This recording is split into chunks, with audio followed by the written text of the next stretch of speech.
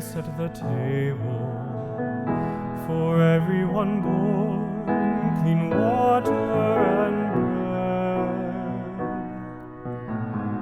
a shelter, a space, a safe place for growing, for everyone born, a star overhead. And God will delight when we are creators of justice and joy, compassion and peace. Yes, God will delight when we are creators of justice and joy.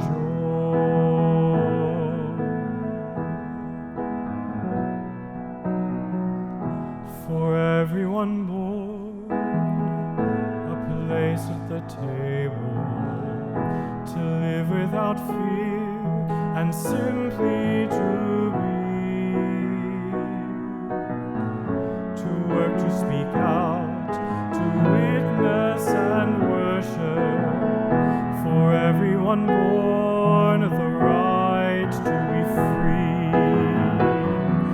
And God will delight when we are creators of justice and joy, compassion and peace.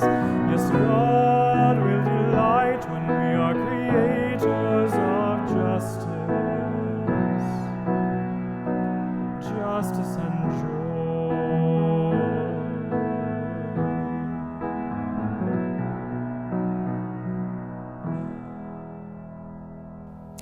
Have you ever lost something? Of course you have. You're a human being. We all lose things. Some of us, we lose things all the time. We're better at that than we are finding things. Well, my name's Robert. If we don't already know each other, I'm a part of the youth staff here at Trinity. I've been on the youth team now for a little over a decade, and every year we host a retreat weekend that we call Discovery Weekend. It's a great weekend. We have all of our students together in this one space for this one weekend, and because we have all of our students together, a few years back, we started having to move out of our youth space that's upstairs at the church and downstairs to our gym, which means a lot of setup work and a lot of transforming that space to fit the needs for that weekend. And a few years back, I became the tech person for that weekend, setting up all of the cabling and cameras and projectors. And trust me, I have no clue what I'm actually doing. I just sort of have figured it out along the way. And a couple of years ago, we realized that we needed to buy some new equipment, just upgrading our technology that we have for that weekend. No big deal. We order everything. Everything is going smoothly. Well, right until I realized I'm missing this one computer adapter. Of course, it's a critical computer adapter that I've got to have in order to make all this other technology that we just paid for work. Now, this computer adapter, it's a little pricey, but not something crazy that I couldn't just go back out to the store and buy it. But I was sure that we had it.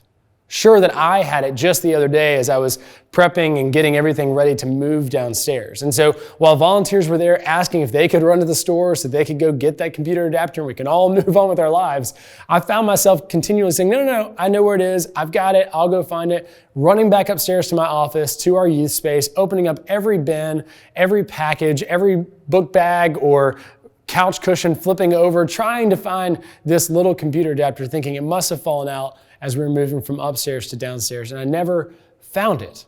Now, the weekend came and went, and everything was fine. We ended up getting a new computer adapter, but it still nagged at me that whole week leading up to it, and even during the weekend, trying to find that one little computer adapter, because I knew I had it.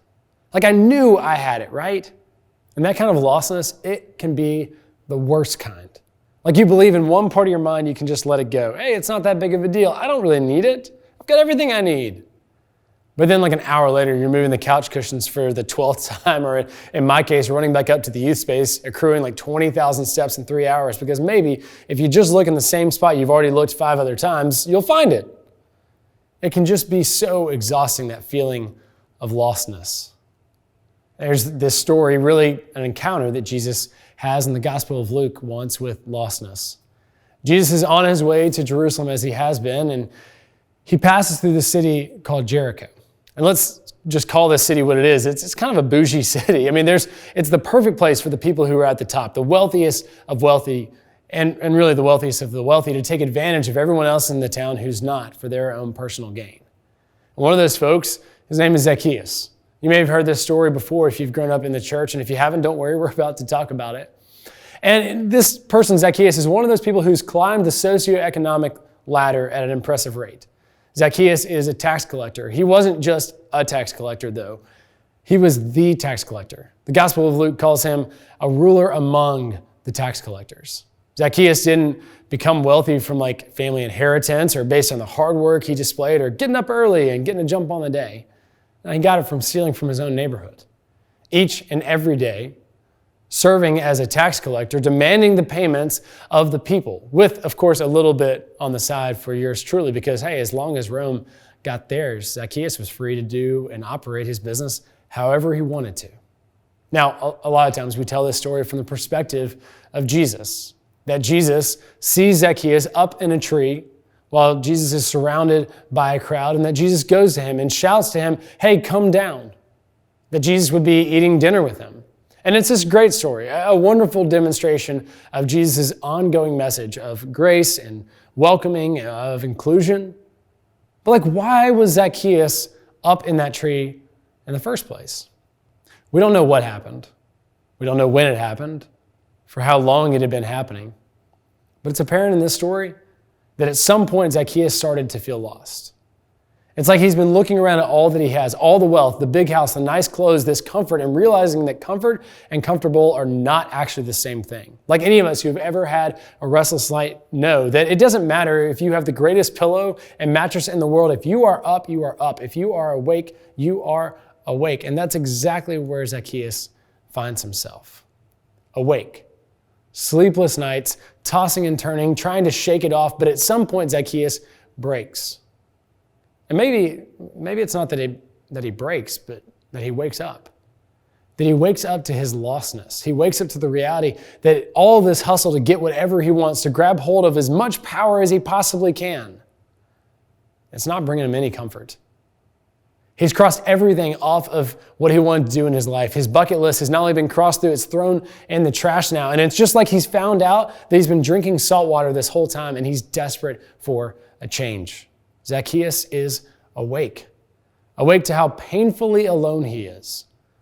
Awake to how much he's taken advantage of those who are around him.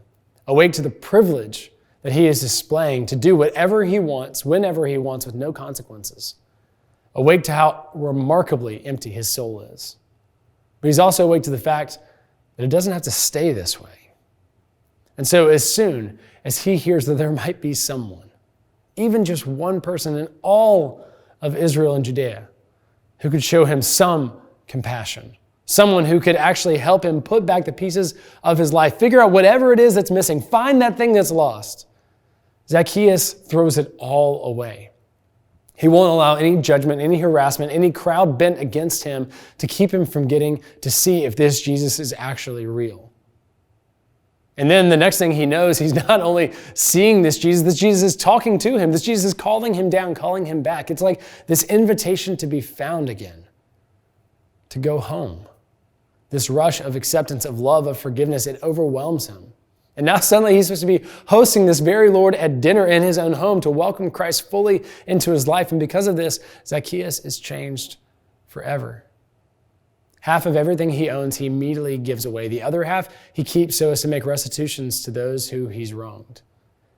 It's like in this moment he wakes up to just how lost he is, he realizes that he's found.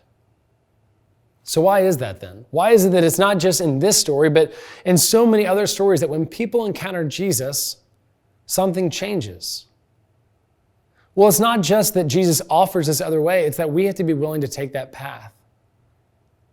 All of us in this season of Lent, we are invited to examine our own path, to see those places in our life that have caused us to get lost, to become so focused on our own wants and desires that we've lost the sight of the bigger story.